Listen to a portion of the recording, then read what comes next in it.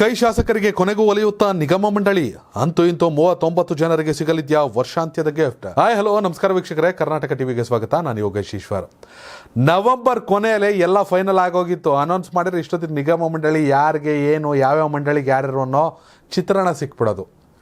ಆದರೆ ಲೋಕಸಭಾ ಚುನಾವಣೆಯ ಹೊಸ್ತಿಲಲ್ಲಿ ಪಂಚರಾಜ್ಯ ಚುನಾವಣೆ ಮುಗಿಲಿ, ಅದ್ರ ರಿಸಲ್ಟ್ ಬರಲಿ ಅಂತ ಕಾಯ್ತಿದ್ದ ಕಾಂಗ್ರೆಸ್ಗೆ ನಿರಾಸೆ.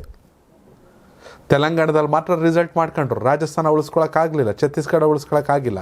ಈ ಎಲ್ಲ ಲೆಕ್ಕಾಚಾರದ ನಡುವೆ ಇದೀಗ ಕರ್ನಾಟಕದಲ್ಲಿ ಕಾರ್ಯಕರ್ತರು ಅಥವಾ ಶಾಸಕರುಗಳು ಒಂದಷ್ಟು ಆ್ಯಕ್ಟಿವ್ ಆಗಲೇಬೇಕು ಅಂದರೆ ನಿಗಮ ಮಂಡಳಿ ಫೈನಲ್ ಆಗಲೇಬೇಕು. ಹೀಗಾಗಿ ಹೈಕಮಾಂಡ್ ಬುಲಾವ್ ಕೊಟ್ಟಿದ್ದು ರಾಹುಲ್ ಗಾಂಧಿ ಮತ್ತು ಮಲ್ಲಿಕಾರ್ಜುನ ಖರ್ಗೆ ಅವರು CM Siddaramaiah, DCM DK Shivakumar ಸೇರಿದಂತೆ ಕೆಲ ಸಚಿವರನ್ನು ಡೆಲ್ಲಿಗೆ ಕರೆದವರೇ. ಡೆಲ್ಲಿಯಲ್ಲಿ ಅದಾಗಲೇ ಅಂತಿಮವಾಗಿರುವ ಪಟ್ಟಿಯ ಅಧಿಕೃತ ಬಿಡುಗಡೆಯಾಗೋ ಸಾಧ್ಯತೆ ಇದೆ. ಸದ್ಯ ಇರೋ ಮಾಹಿತಿ ಪ್ರಕಾರ 39 ಜನ, ಹೆಚ್ಚು ಕಡಿಮೆ 180 ನಿಗಮ ಮಂಡಳಿ. ಅದ್ರಲ್ಲಿ ಕಾರ್ಯಕರ್ತರಿಗೂ ಕೊಡಬೇಕು ಈ ಸಲ ಅನ್ನೋ ಮಾತುಗಳು. ಆದರೆ ಸದ್ಯಕ್ಕೆ ನಡೆದಿರೋ ಚರ್ಚೆ ಪ್ರಕಾರ ಕಾರ್ಯಕರ್ತರಿಗೆ ಈಗ ನಿಗಮ ಮಂಡಳಿ ಕೊಡಲ್ಲ.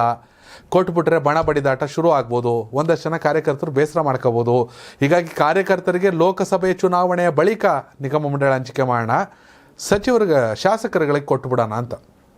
ಸದ್ಯ ಇರುವ ಮಾಹಿತಿ ಪ್ರಕಾರ 39 ಜನ ಶಾಸಕರುಗಳಿಗೆ, ಅದರಲ್ಲೂ ಹಿರಿಯರಿಗೆ ಹೆಚ್ಚಿನ ಆದ್ಯತೆಯನ್ನು ಕೊಟ್ಟು ಸೀನಿಯರ್ಸ್ ಫಸ್ಟ್ ನಿಗಮ ಮಂಡಳಿ ಪಟ್ಟಿ ಫೈನಲ್ ಆಗಿದೆ. ಕೆಲವೇ ಹೈಕಮಾಂಡ್ ಓಕೆ ಅಂದರೆ ರಿಲೀಸ್ ಆಗೋದು ಫಿಕ್ಸ್. ಹೀಗಾಗಿ ವರ್ಷಾಂತ್ಯಕ್ಕೆ ಶಾಸಕರುಗಳಿಗೆ ನಿಗಮ ಮಂಡಳಿಯ ಅತಿ ದೊಡ್ಡ ಗಿಫ್ಟ್ ಸಿಗುತ್ತೆ.